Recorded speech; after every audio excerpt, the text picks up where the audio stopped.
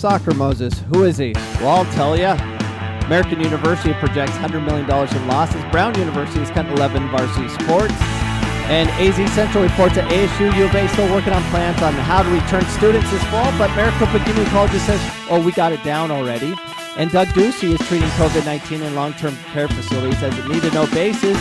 And Forbes.com has interesting data for us to look over. Is it right? No one knows. All of this on episode 567. First up, we have Soccer Moses. I thought this was an interesting story. The story behind Nashville SC's most famous supporter, and it goes, Revelation.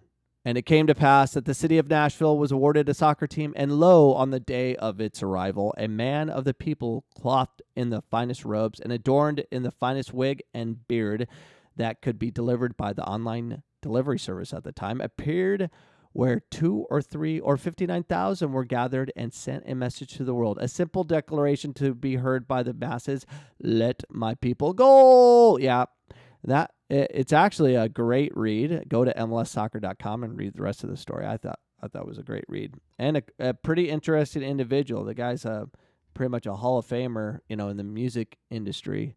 But if you want to know more, go to MLSsoccer.com. Coming out at Insider.com, a soccer team in Denmark brought thousands of fans via Zoom, which is kind of goofy and kind of funny and distracting and a bunch of things. The people decided it was a clever innovation or something out of Black Mirror. A club playing in the Danish Superliga found a clever way to bring fans into their stadium while still maintaining social distancing amidst the COVID-19 pandemic. On Thursday, AGF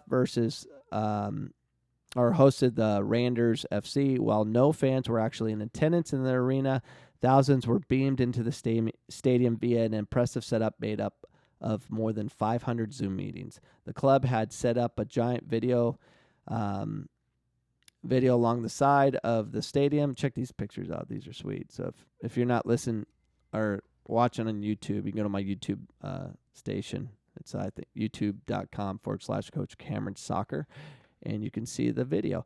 But it's a pretty impressive setup. I'm curious what the reactions were with the fans and stuff, but obviously a lot attended, and it's amazing how, whatever the situation is, the people get creative, if they're allowed to be creative, to move on in life. And that's what we're kind of doing. It's kind of goofy. American University projects, and this is Brown University, but American University projects $100 million in lost revenues. In a letter to the AU faculty, students, and community, University President Silva Burwell said the financial impact under the most challenging scenarios could be a total of $100 million in losses and revenues, increased costs for fiscal year 2021. AU's annual budget is $775 million. A $100 million shortfall would be a 13% budget cut. So they're estimating a bunch of estimations, but no one knows. They're just making up numbers as they go, in my opinion. Brown University to cut 11 varsity sports. And this is impacting me because I'm a Bear. A Phoenix College Bear. But out of Providence, Brown University will eliminate 11 varsity sports ahead of the 2020-21 year. So they're doing it right now. Don't worry, it's not football. Men's and women's fencing, men's and women's golf, women's skiing, men's and women's squash, women's equestrian, men's indoor track and field, men's outdoor track and field, men's cross country will all transition to club status. Women's sailing and co-ed sailing will transition from club to varsity status. What? Women's sailing and co-ed sailing will transition from club to varsity. So they're going to eliminate 11 and add those two. The cuts were announced in a Thursday release outlining the Excellence in Brown Athletics Initiative. Brown's president. Now, they have a lot of varsity sports. They sponsor 38 varsity sports at the time, and the only programs are ahead of them in number of sports. I think it was Stanford and Harvard. Yeah, Stanford and Harvard. And they're trend. So a lot of crap's going on. We're losing a lot of things. But ASU, Arizona State University, is still trying to figure out how they're going to reopen. But Maricopa Community College just said, hey, you know what? We got it figured out already. How? It's May. And you're just, it is what it is. We don't know. Here's my problem with all of this.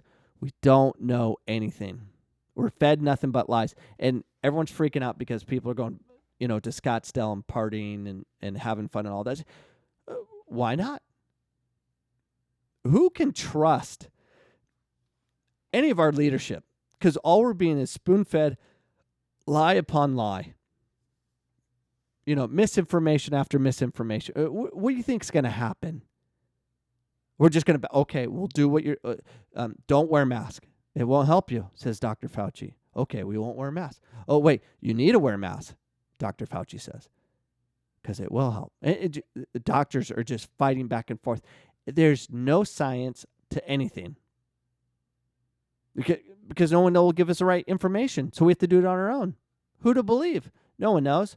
But I don't know how Maricopa Community Colleges decided, hey, we're going to do a phased-in approach. Right now, this is what we're going to do. It better be an approach that can change over time, because things can change over in a week. We can find out.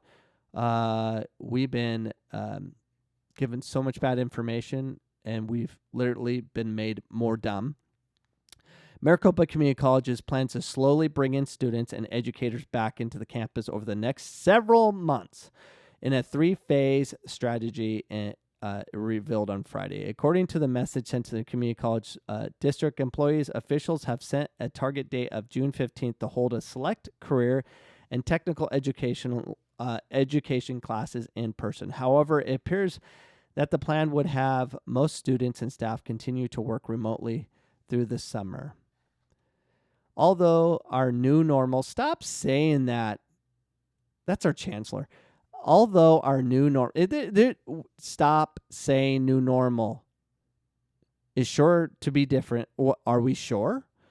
There are signs that our on-campus operations may begin to reopen in the not-too-distant future, Interim Chancellor Stephen Gonzalez wrote.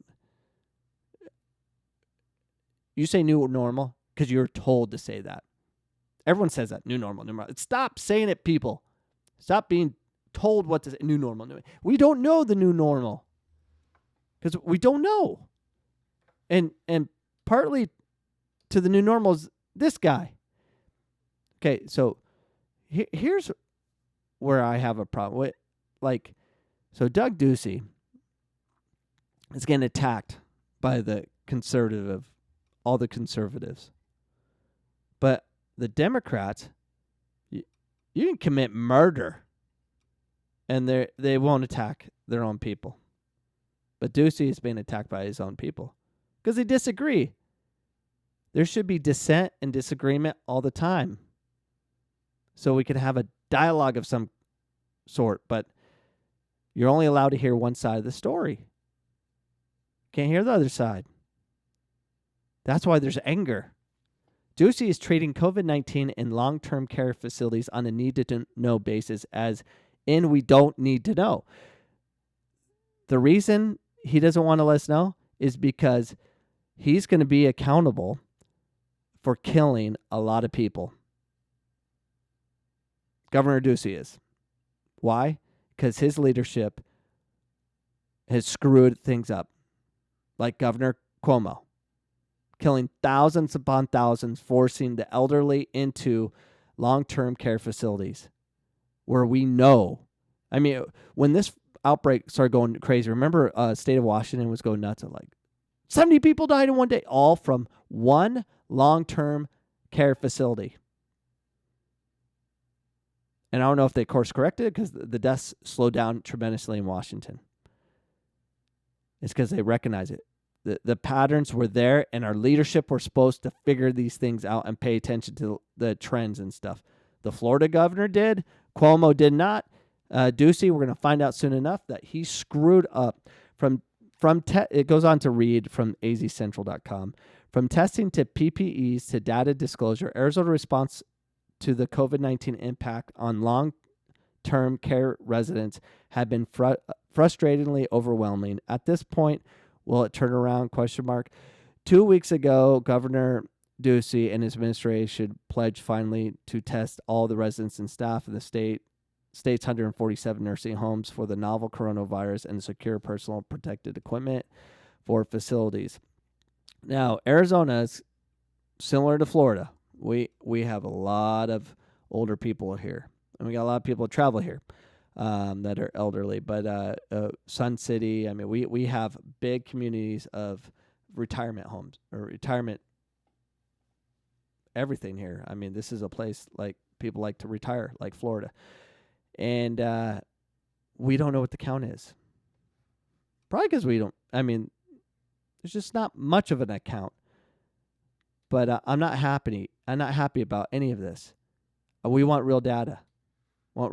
So speaking of data, this comes from Forbes.com. The most important coronavirus statistic: 42% of U.S. deaths are from 0.6 of the population. Think about that. Nursing homes and assisted living facilities, the number one COVID problem. 2.1 million Americans represent 0.62% of the U.S. population reside in nursing homes and assisted living facilities. And we're just now hearing about this.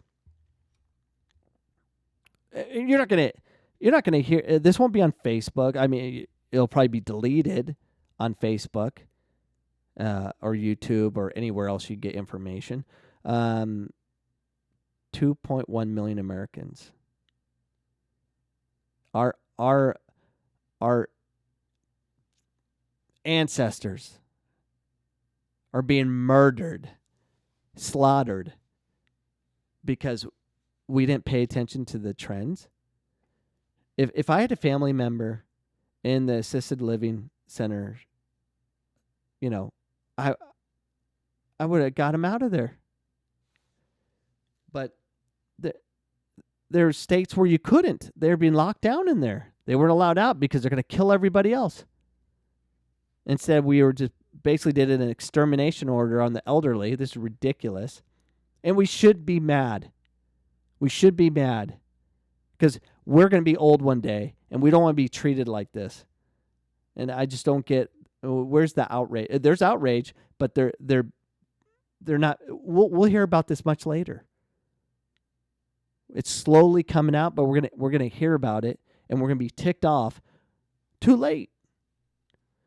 According to the analyst that Greg Gervin and I conducted for the Foundations for Research on Equal Opportunity, as of May 22nd, in the 41 states that currently report such figures, an astounding 42% of all COVID-19 deaths have taken place in nursing homes and assisted living facilities.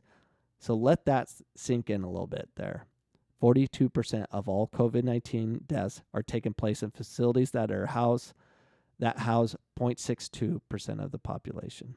And 42% could be an undercount. States like New York exclude from their nursing home deaths tallies from who die in hospitals, even if they were originally affected in the assisted living facility. That's just not good.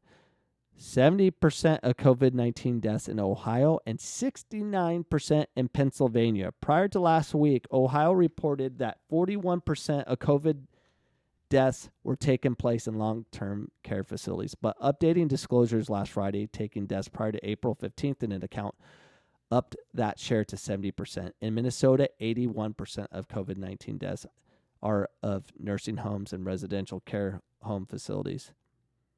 This is just insane. Insane. And you don't know who to believe. It's very easy to figure out the death count, regardless of how. The optimistic take.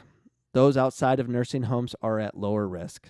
There is one silver lining, or perhaps a bronze lining, to the COVID-19 long-term care tragedy. The fact that nearly half of COVID-19 deaths have occurred in long-term care facilities, meaning that the 99.4% of the country that doesn't live in those places is roughly half as likely to die of the disease that we previously thought. So that's what we're dealing with, ladies and gentlemen. We have sadness. I know I get this is supposed to be a soccer podcast, but we can't have soccer. We can't go back to normal because people keep saying new normal. When all this data comes out, realize we murdered a bunch of people by forcing them into these care facilities for the elderly. We're gonna stupid, but I don't know. Have a great weekend, everybody. Bye.